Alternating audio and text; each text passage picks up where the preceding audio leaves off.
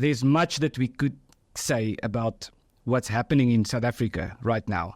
The ANC, the ruling party that has been in power since 1994, has lost a tremendous amount of support in this last election, dropped from, 59% to 40%, which, as you rightly say, we are now in a government of national unity, which means some of the opposition parties are included. And there's much that we can say about that, and we might go there.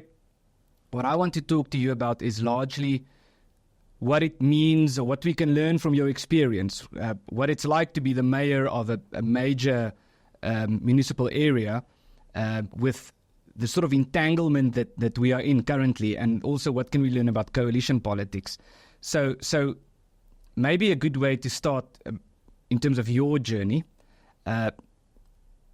Shortly after you became mayor, there was this massive strike, 3-month strikes. I've heard that it was the longest strike in the history of Pretoria, and it wasn't incidental that it happened just after you became mayor. What was this about? Because people watching this who live in Pretoria would immediately know what I'm talking about. It was a big deal for people living in Pretoria. Absolutely. And you had to deal with this. It was disruptive and it was terrible. And flashes of Margaret Thatcher in the 1980s came to mind.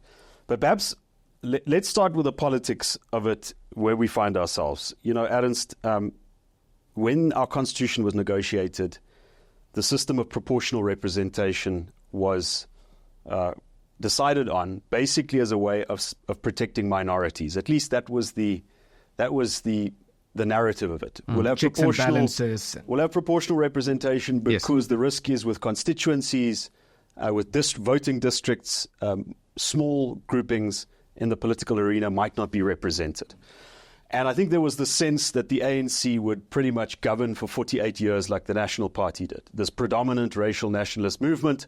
And I think that's also how they approached politics. They set about shaping state institutions in the image of the party. They followed an approach or a policy of cadre deployment, which basically comes down to political agents of the party are put into technical and managerial positions in the public service. And which is a Cold War term they got from the Soviet Union. Cold War term, Leninist, Marxist type of approach of a unity of party and state. Yes.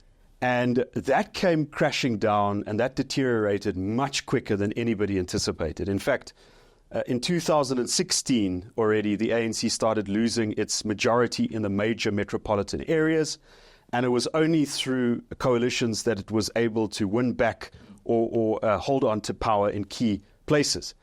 But the fact that the ANC followed this approach of cadre deployment, of putting political agents into positions, meant that you had a politicization of your bureaucracy.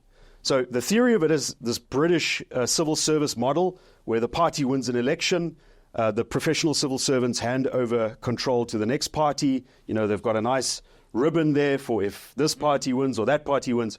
But in practice, you come into power with politicians who are in civil service positions.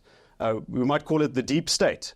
Yes. In terms that your audience might understand. People who know much more about ideology than actual governance. You know more about ideology and in practical, ideology, but, they also, the longer parties in power, the more intellectual force that is lost, and the more it's about logistics and networks of corruption and so forth.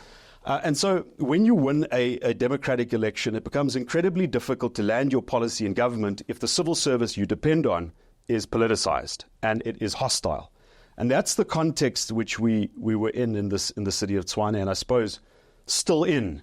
And the strike that you referred to was at a critical point in time shortly after I was elected as the mayor.